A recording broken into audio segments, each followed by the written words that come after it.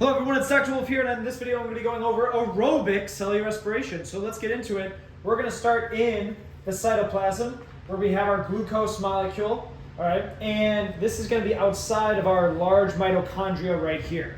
All right, so there's a bunch of stored energy in this glucose molecule, and kind of ironically, we're actually going to input energy into this first. So this ATP molecule is going to add it's going to phosphorylate this molecule. Technically, it's 2 ATP molecules, brings it up to a higher energy state, all right? But what that allows us to do is eventually, at the end of the day, split through the process of glycolysis our glucose molecule into 2 pyruvate molecules. Now, in doing so, by splitting it, that's going to release energy, and that energy is going to get stored in 4 ATP molecules, so a net of 2 ATP molecules, all right? How much ATP is released at each step.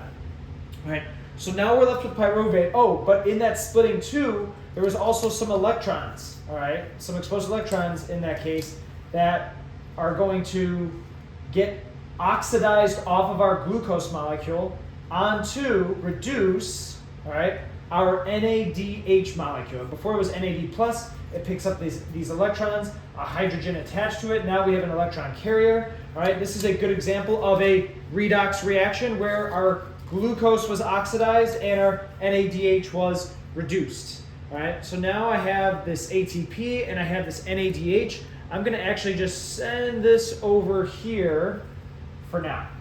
Okay, so now I have my pyruvate, and it's going to diffuse through facilitated diffusion into our mitochondria.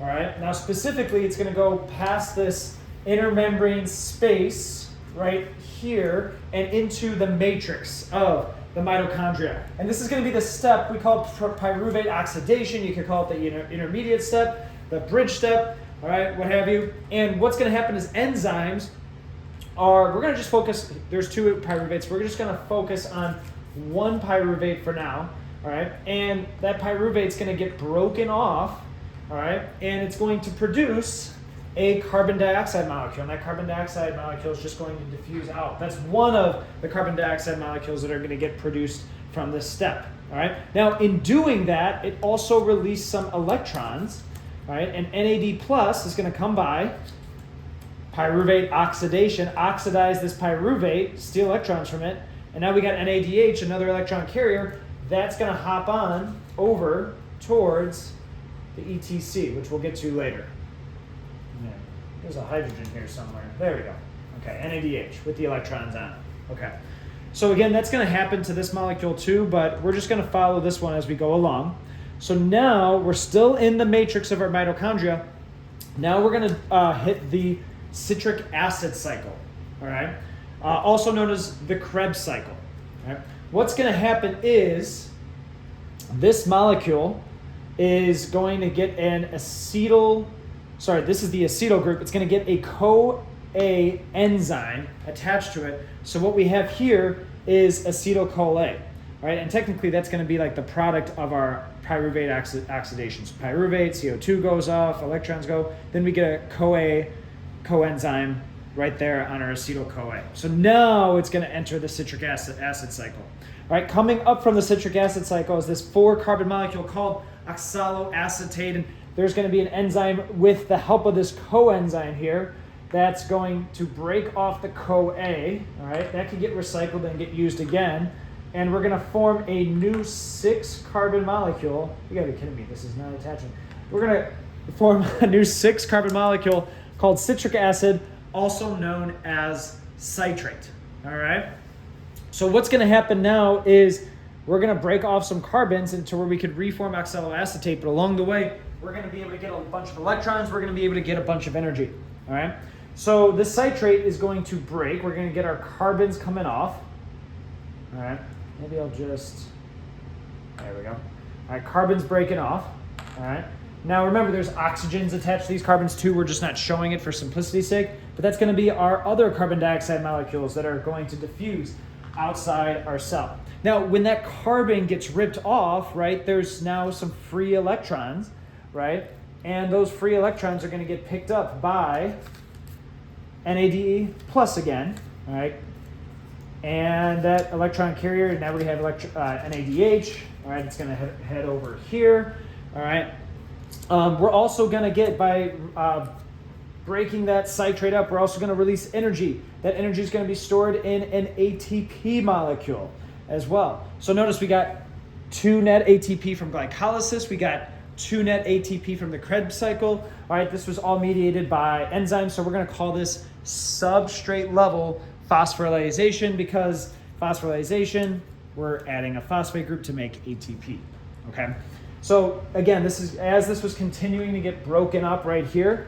All right, electrons are also heading off of this, and some of those electrons are going to get stored on another electron carrier called FAD, but once it gets reduced, it becomes FADH2, and that's going to head over to our ETC as well. All right, now, again, I could have just showed the NADH, all right, in terms of like the order, there's another, as this molecule is getting broken up, more electrons that come off from another NADH. So it's 2 at the beginning, 1 over here. Again, you could have just done 1. I'm going to show a little bit more detail in this video. All right, but here's the important thing. Citrate got broken up. It's no longer citrate, right? And again, this was like step by step, right? Step by step by step. We're getting electrons that are getting pulled off. Those store energy. We're getting ATP, getting some of that energy. And now we're back at oxaloacetate, right? This pyruvate, all right, could break down again into acetyl, right? Get that CoA there, and this whole thing could just happen again, right? In our Krebs cycle, our citric acid cycle. Okay, so now what I want to do is I want to head towards here. This is going to be our electron transport chain. All right, we have all of our electron carriers. Remember, think of like the electrons holding that energy, right?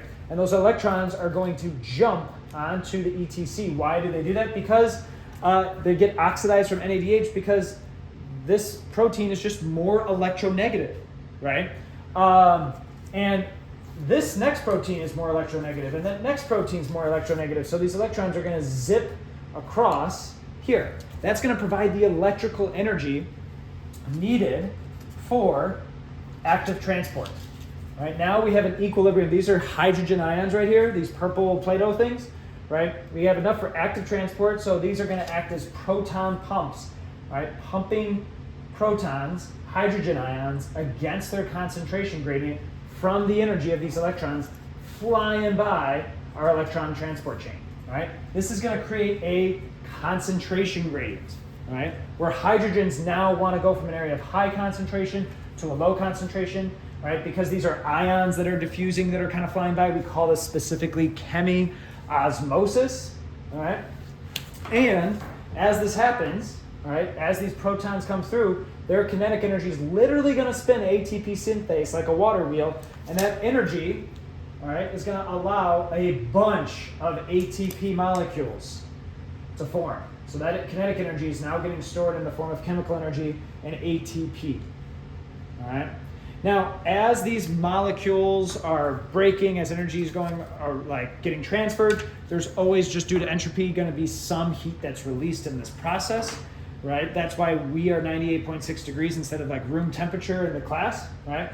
Now, it doesn't just make one ATP molecule. Theoretically, it makes 34 ATP, but there's always a little bit of proton leakage where some of these protons are able to kind of wiggle their way back just because of their small size back over here. So in reality, you get about 26 to 28-ish ATP, way more ATP over here, all right, 26 to 28 compared to just net 2 here and net 2 here, right? So the Krebs cycle doesn't give us a bunch of ATP, but it eventually gives us all the energy and electrons we can get to make a ton of ATP through the ETC. Okay. So here we have these electrons flying by, right? And there wasn't just one electron carrier. We also had, one other thing I want to mention, cristae, right? These cristae are like these folds in the inner membrane of the mitochondria. Why are they present? Because now that there's this tight space here, it allows for an even more larger and easier to make proton gradient, where the concentration gradient builds up a bunch. It's able to go through, all right, instead of having all this space to really try to build up this concentration gradient. Okay, so like I said, electrons flew by here, but I got a bunch of these electron carriers, right? It goes here, more electronegative, it's zipping by, there's already an electron here. It can only move to this one.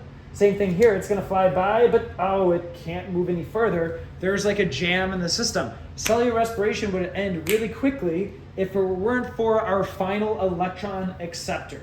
So this is where our oxygen molecule comes in, all right? Oxygen is the most electronegative molecule out of all these proteins on our ETC, anything that we've been talking about this far, right? And so what it's gonna do is it's gonna pick up these electrons, right? When it does that, it's a little bit more negative, right? And so these hydrogens are around here, and that's gonna form water. That's our last product of aerobic cellular respiration.